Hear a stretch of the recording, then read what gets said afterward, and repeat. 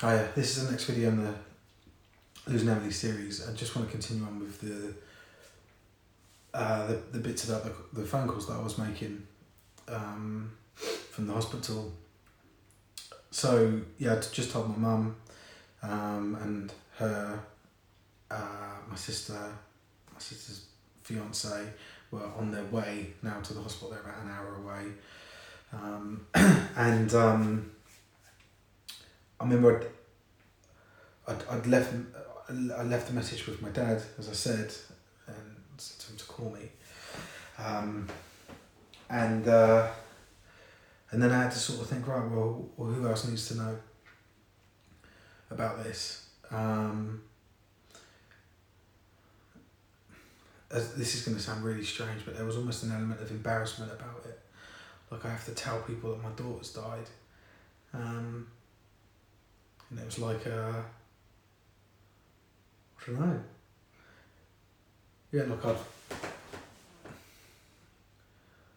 I was embarrassed about it. Like it was something you shouldn't be saying to someone, especially not me. It was a really weird feeling. I didn't want to do it, but I knew I had to, and it was so difficult, and I had to think. This is probably the hardest part. I decided I needed to make the fewest phone calls possible to let the most people know that were relevant to this. And that was the people that obviously knew Amelie and were close to her, obviously important. But it was also people that were going to be coming in contact with us, whereas there was an expectation of seeing Amelie or me as well. So it was, yeah. So I didn't want to, when you're looking at those different groups, they are groups of people. You don't want to be, I decided I didn't want to speak to every single one over, and I didn't have the time. I didn't have the capacity, the energy to do it. So I decided I would call. I think Bex did the same. I think we may have even discussed it, but I would call one person from each group, each area, and then we would tell that person the news, and then ask them to share it with everyone and it was like, tell as many people that you can until you can't, and then tell us again, and then we'll figure out what's next. That was sort of the message that I was giving to people. So it was then a case of picking, okay, so who in these groups do you go with? So the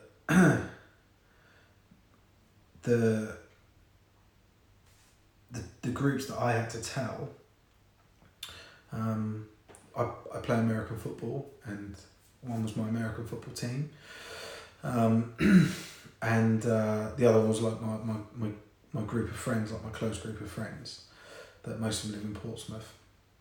And then there was one other sort of solo person. There's a very good friend of mine that live locally, someone I speak to pretty much every day in text and stuff. So really good mate of mine.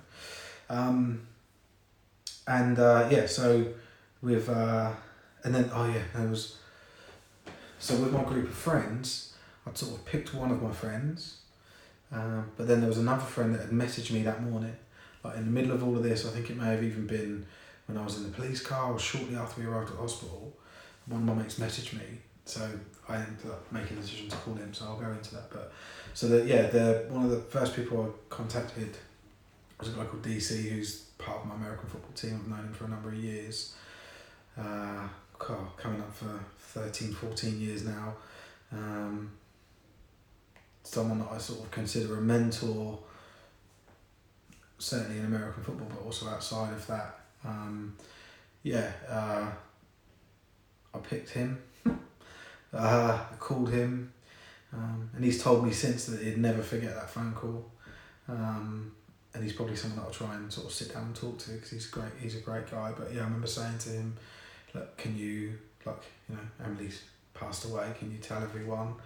And he was like, okay, what is it you want them to know, and when, and I was like, look, just what I've told you. There's nothing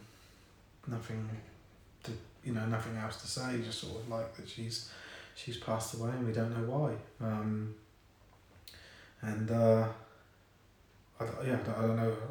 don't know what else happens. And obviously these individuals that I'm speaking to, completely shocked, and a lot of them crying on the phone to me, or just not knowing what to say. So that was DC anyway, and then so like I said, my group of friends. So one of my mates, Craig, he over the years he's always been one that's like he'll text every now and then, sort of speculatively, just to see how you're getting on. And he just so happened to send me one of these texts that day, and I've always made a point of when he sends me one of these texts that I'll reply, or I'll call him and we'll talk, and they're sort of I don't know, he's just always done it. If there's been a period of time when I remember I moved away a couple of times from Portsmouth, and Craig was always one that was just checking on me and seeing how things are, and I've always valued that, and that's why I felt I have to now. He's messaged me, and I have to now give him that, give him a phone call and tell him. Craig's quite an emotional guy, and he's a father of 2 young girls. One of them just a little bit younger than Amelie, and that was a really tough phone call. He's just crying his eyes out, and he was trying to talk normally, and he was like, okay, thanks, and crying, and said, I'll speak to you soon, and yeah, that was really difficult. And he's someone that I've spoken to him a couple of times about it since on the phone. I've not spoken to him face to face. He's someone that I think will value these videos, because he just hasn't got the capacity. He just hasn't. I don't mean any of that stuff to sound insulting. Just he's not someone that can talk about it because of his emotional guy, but it's also it hits quite close to home to him with his 2 little girls. And then there was the rest of our group of friends that Craig's part of, and I thought he's definitely not the right person to ask to speak to everyone, so I had to pick someone, and Bex and I we bought into a franchise a couple of years ago, and one of my close friends sort of works on that with us. He's like a partner with it, and he works on that stuff day to day. We're just sort of we're directors of it, so we're very hands off. But he's probably my closest friend, someone I speak to regularly, known him for a number of years, same part of that group of friends. It's not out of the ordinary for me to speak to him. It is out of the ordinary. Well, no, it isn't. I speak to him on the weekends, but I try. It's obviously never work related, right? So called him. Mark, his name is. Called up Mark, and I can remember I opened the call with, Mark, it's bad news. And he said his initial, we've spoken since, his initial reaction was, they've got to close the company down. That's what he thought. And Mark's got a young daughter as well. I think she's 6 or 7, I should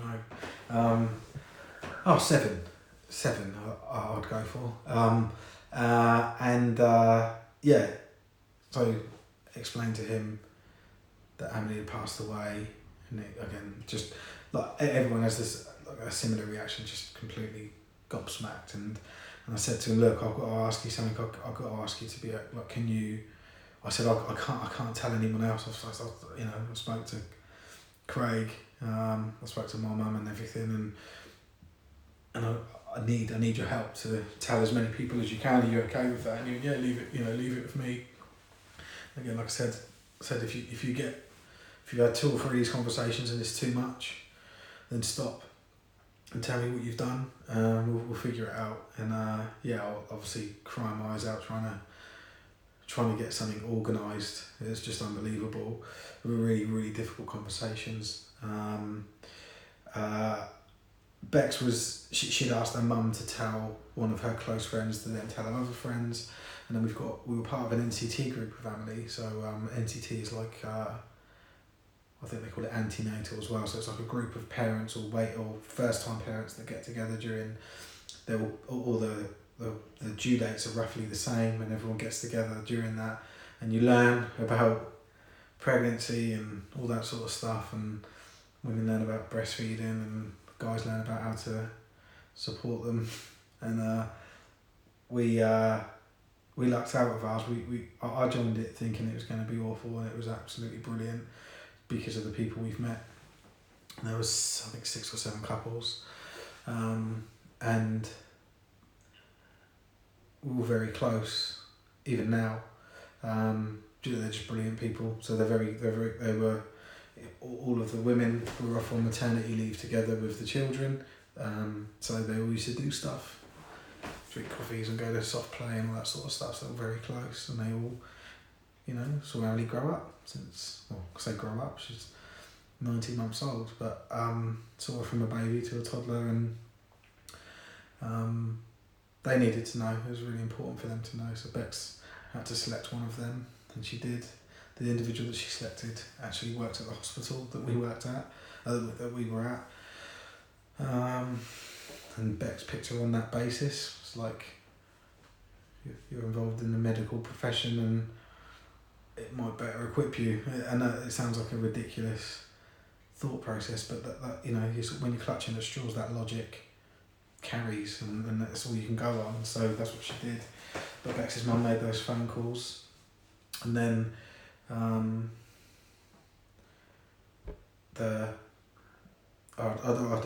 try not to say people's names in Bex's story, but that individual then went around to everyone else's houses to tell them face to face. So yeah, that must have been awful, and I've never actually spoke to her about it. I've just heard from Bex how that all worked out, but that must have been a tough thing to do. Just some other things quick, so again we've gone well over, we're 12 minutes here, but some other things at that time that I remember Bex said that she was worried about not being able to cancel her appointments that she had the next day. She had a couple of appointments, beauty type things. I remember she was worried about them.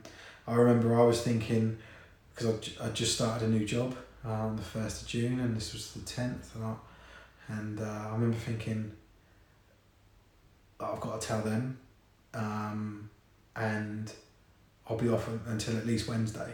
And it sounds ridiculous, but that was what was going in through our heads. These sort of really strange thoughts that I didn't have till Wednesday. I ended up having 2 months off, but your head's all over the place during that time. It is such a difficult thing to do, and there's all these people around you trying to help you, and I say it's overwhelming, but you do it. We were still functional, but just still in bits at the same time. There's a really, really difficult period, that immediate bit.